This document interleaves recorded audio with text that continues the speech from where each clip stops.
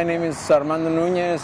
I'm 62 years old. I first came from Texas. You want me to look at you? I grew up in Texas, in El Paso, Texas.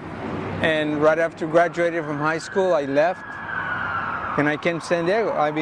First I went to San Francisco, then I went to Long Beach. I kind of traveled around California, and I ended up here in San Diego. I first came across being an artist. I'd always practiced art all through high school, junior high, and so forth. But it's something that I naturally fell into being here in San Diego. I started hanging out with people from the Centro Cultural when it was first founded. I was one of the first members there back in 1970, 71. I met a lot of people there, and I just felt very comfortable. I felt a sense of belonging. At that time I was kind of a lost teenager, doing a lot of different odd jobs, doing this, doing that, trying to stay alive. But in those days, if you remember, there was a lot of things happening in the air. There was magic in the air, and so I fell right into it. And so I expanded my vision, obviously hanging around with people like Guillermo Aranda and a lot of different people, Victor Ochoa, and a lot of these people, we all had one thing in common. And in those days, equality was the word, and things that didn't go with what we were thinking, we were opposed to, and we were very vocal and very loud. And what better way than to express it in our paintings? And that's pretty much how the Chicano movement, in our end of it, as being artists, came about. Back in 1971, when we took over the park, we painted the first mural, which is the one we're working on. This one and the other one over there on the other side were the two first murals that were painted. And this was, besides the one at the Centro Cultural, this was the second one that I got involved with from the beginning. And in those days, we were carrying paint. We didn't have any materials, brushes, whatever. I had some paint left over from my bathroom, I remember. And it was a half a gallon of some green paint or something. It was funny because we were bringing whatever we had, whatever was available. And so in a way, it was comical in a sense. But we were eager to express our feelings and the frustrations that we felt in those days. And of course, you saw it on the streets in those days. Everywhere you went, there was some kind of revolution going on, and we wanted to make things better. We didn't think that the system was working for equality in those days, and so we wanted to express our frustrations with color, and to make people aware that there is a way to get your frustrations out and let them out. And that was to paint, that was to put color. Symbology came about. We were expressing some of the symbols that we had seen in history books and so forth. We started learning a lot about history, specifically about the history of Mexico, that Mexico went through a very turbulent time, and it's still going through it. And not only Mexico, but I would say that every nation in the world has gone through a metamorphosis of a sort. And the people have risen against the system to make things better for those who are coming, for their children. And basically, so that's what I think the main idea was at that time. And like I said, we all became responsible individuals at a certain point, and we had to shift gears. And so we had to go get jobs and cut our long hair, stop wearing all those beads, because we had to make some adjustments. And you know, I had a couple of kids, and so my lifestyle had to change, not for me personally, but for the betterment of my wife and my kids. And so I think the responsibility makes you think twice about, you know, about doing certain things. This feeling of equality, of talking about the history and talking about not forgetting about the people that have gone through this before, that has never left my mind. I mean, it's still very, it's a flame that is always probably going to remain. And now my children see that, because at first they couldn't understand why I was doing what I was doing. But now that they're adults, they're able to understand, you know, that there's a reason behind that. You know, as an artist, you know, you're always curious about certain things. You're always looking around on the other side of the corner, you know, see what's out there. You know, the curiosity is one of our main thrusts, you know, that pushes us forward to create. And I think that is very evident now. You know, obviously I went out and I worked for the system, worked for the world. I work in advertising, still keeping my art. You know, I'm a graphic designer. And I had to do some ridiculous things because I had to make a living. And so a lot of us, we have to do what we have to do in order to survive, right? But like I said, this movement, this Chicano movement, has never really left our spirit. You know, we're still very spiritual people in a sense that we want to teach the younger generation that there's a reason behind all this. And that is, the bottom line is, you know, you got to put food on your table. It doesn't matter how you do it. Of course, obviously, you have to take certain things into consideration. You know, you don't hurt anybody, you don't offend, you try not to offend anybody. You're just looking for equality. And I think as human beings, you know, that's basically what we do. You know, we just try to make things better. Yeah, that's true. You know, I don't think I've ever left this part. I mean, I have a sense of belonging here. You know, I participated in a number of projects. You know, like the sculpture over there we did in the fountain. We did that in 1997. My friend Raúl Jaques and myself, and we just felt that something needed to be done there. There was a need for something to happen there. That area of the park had been neglected for a number of years. We asked the city to build us a fountain. They agreed, so we had that fountain built.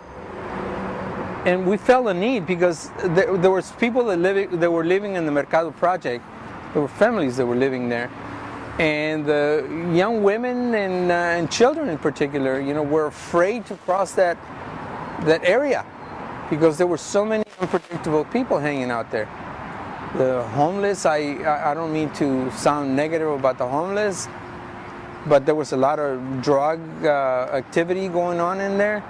And one night we just happened to be there and we felt the need, hey, how about we do something here? And that's how that idea came about. And so we tried to clean that area so that people felt a little more comfortable going through that area because, like I said, it was full of trash, homeless people living everywhere. It was really, really sad. And so that was one project that we got accomplished there. And of course, things got a little better after that. Unfortunately, my friend and I, we were very sick. You know, we've been sick for a number of years. I had some strokes. I had a kidney transplant. So I was away I was in a coma for about 8 months. So, you know, I had to leave that area. My friend Raúl, he hasn't recovered. He's missing a foot and he's in dialysis. So, things happened that we had to make certain adjustments, and unfortunately we couldn't continue to look after that area. But now, like I said, I've always felt a sense, I never left the park. Like I'm painting another mural over there. I haven't finished it because we got involved with this one. I just heard that, I've been applying for funding because we don't have the funds this time to redo that sculpture because it needs repair really badly. So I finally got news that we got some help from the city, and we're gonna get a little grant to fix it up, repaint it, and do the inside of the water fountain. So I'm really looking forward to that. And so we keep applying for grants whenever we have a chance to make things better. Like, we're looking at the mural restoration. I think it's a great thing that has happened from the historical point of view. And now San Diego has noticed that this is a very historical site and attracts a lot of people, not only local people, but people from around the world. And so we really feel proud of this park, not only for what it represents, but the history and the legend about the park. And how does it feel personally to be involved in the restoration process? And you painted on this mural, right? Right. Right. Yeah, it was in '73. Well, I feel great pride that I'm still able to climb on those scaffoldings, and in those days we didn't have any scaffoldings. Or what we had was, we had a bunch of ladders and we kept climbing up, and we were young. It was exciting. But now, with the eggs and paints, it's a little tougher. But it's still very, very, very exciting, very thrilling to be doing that. I mean, I'm thankful that I can still do that. Climb on the scaffolding and paint, it's amazing. But no, I feel very, very, very lucky to be here, more than anything. I mean, to be working with the people that I worked with in those days, Mr. Guillermo Aranda, Salvador Barajas. These are guys that were at that time they were older than I was. So we're about the same age now. But it's just amazing, that we're still able to do what we're doing. I mean, we've gotten a little better, I hope, technical wise. We know how to more or less use the materials, the equipment a little wiser than in those days. But it's a great feeling. And I hope, the restoration is not only of the murals, but it's a restoration of the spirit for people that come around and look at some of these walls. I mean, especially the young people. I see it in their eyes when they come and look at these things, and they feel very proud. They feel a sense of belonging, like I belong here. For some reason, because there's so much history here, and you can feel it as soon as you set foot in this land. You feel the spirituality of it, and it's just amazing. Not only the pigment, the colors. I mean, you can see that the colors are a lot brighter than what they were, but you can feel a sense of pride of where you come from, and that makes me feel, very good. It was all worth it.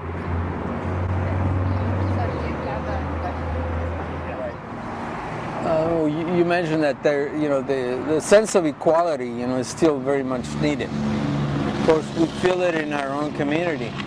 You say being Chicanos or Mexican, we feel a sense of discrimination. I mean, it's still very evident. It's still out there. I mean, it's still very real. We've made some changes, I hope, but still we have a long ways to go, and this will continue for a long time. So, as far as becoming an artist. I don't think you're either born an artist you become better at it. But as far as I know, I think you are born with it. It's like any kind of talent. You're either born with it or you're not. Either you like numbers or you like colors, right? There's some people that are very good with computers, with numbers. Well, I would say they're artists at what they do. We just happen to work with colors and we're visual about things that we do. But everybody's an artist. I mean, no matter what you do. But I think art, and as far as keep expanding your imagination, put it to a good use, a use that's going to help other people. It doesn't matter what you do. It's hard. It's very hard because unfortunately the system doesn't side with the humanities. The side that is sensitive to our spirit. It doesn't produce capital. In other words, capitalist system and humanities don't get along very good, and you know it because you're in the university level. But we still have to keep on trying. I mean, there's no doubt about it. We have to keep trying and believe in what we do. If I paint something and it's going to, if somebody's going to like it and it's going to change their life in a very minute way, I feel a sense of accomplishment. I feel pleased with that. And I see it in my grandchildren because my house is plastered with images and things, and they ask me a lot of questions. What does that mean? What does that mean?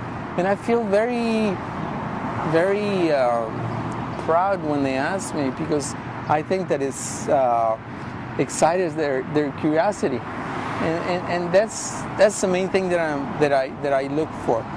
When somebody asks me, hey, what does that mean? Because they're curious, they want to know.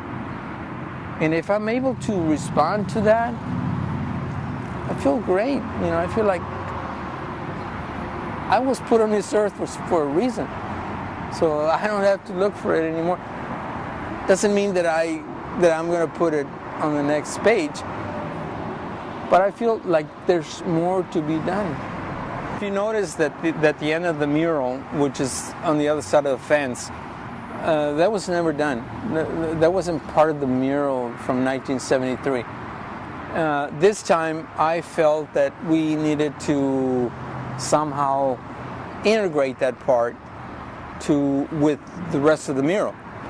Obviously this mural pretty much, as you can tell, speaks about the historical perspective from the time of the conquest by the Spanish. How they came to the Americas, and they literally destroyed a culture that was very sophisticated spiritual-wise, out of ignorance, because some of these people were a bunch of rejects that came in the name of the church, because obviously the church had provided them with funding to come and look for gold, actually, or riches, whatever that might be. So, as you can, what I did is I started with a very stormy situation coming across the oceans, and you can see the ships, the Spanish ships that were coming towards the Americas. And what that symbolizes was the beginning of our history, more or less. How this is what it is now, and it changed our lives. I'm not saying that it was a very negative thing. It was just a metamorphosis that we were not ready for. I think that they brought a lot of good things, in a sense, but they also brought a lot of destruction. And that was due to the unfortunate thing called greed. There were greedy people.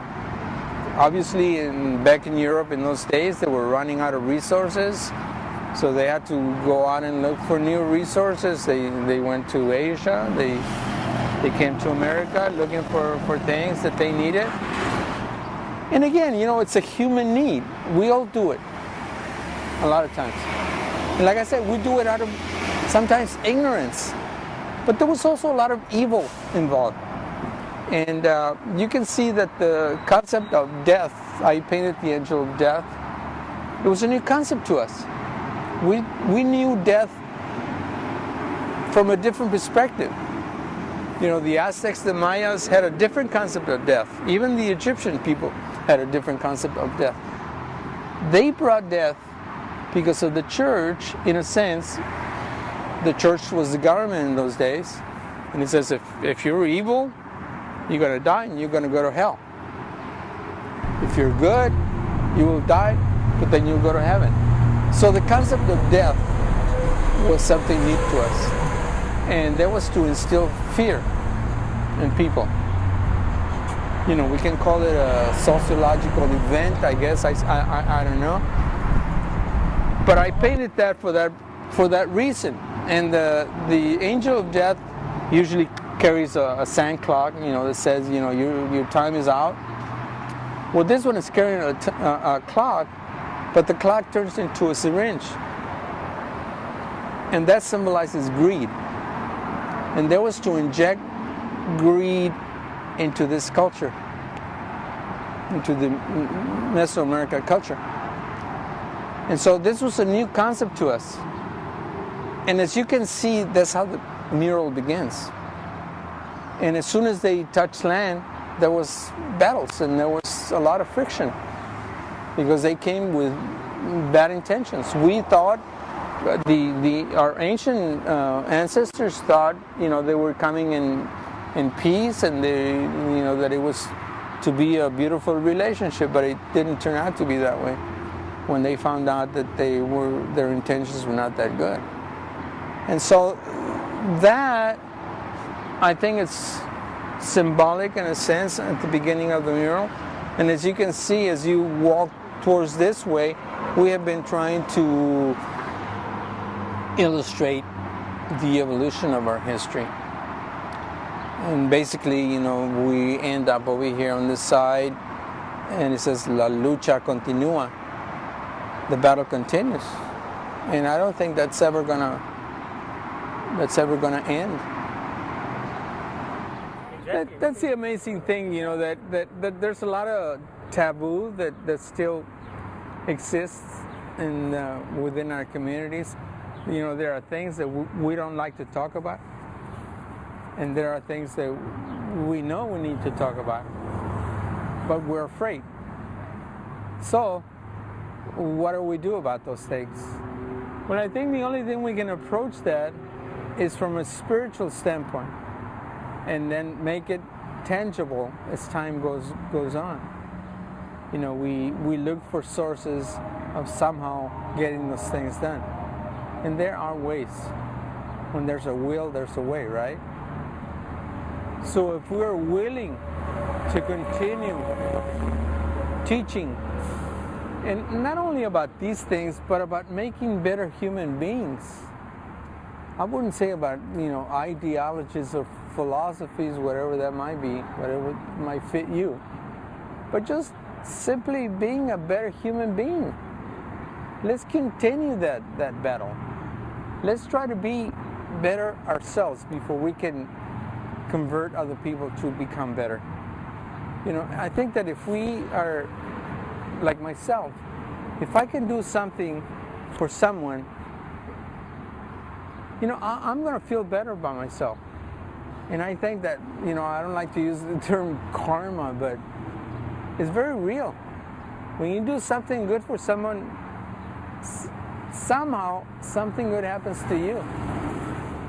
And if we keep that belief in mind, I think that we will be able to get some of these things going.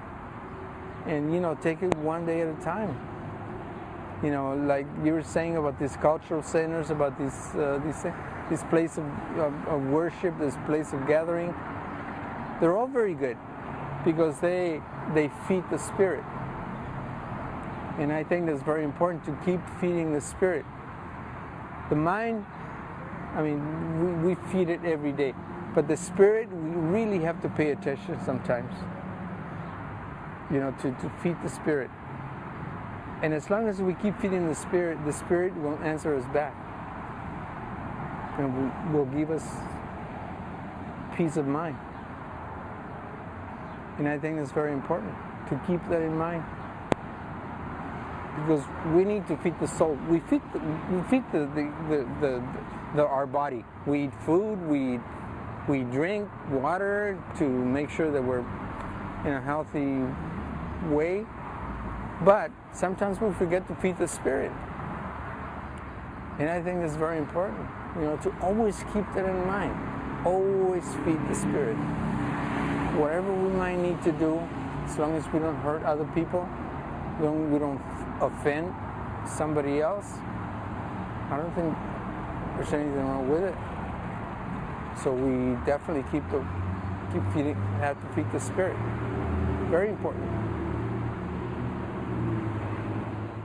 The people that died during the revolution, they fertilized the land. Right. This was a Rivera concept. Right. And so we added that onto it, and then out of these people grew the corn, which is true love, which is up there. You see it?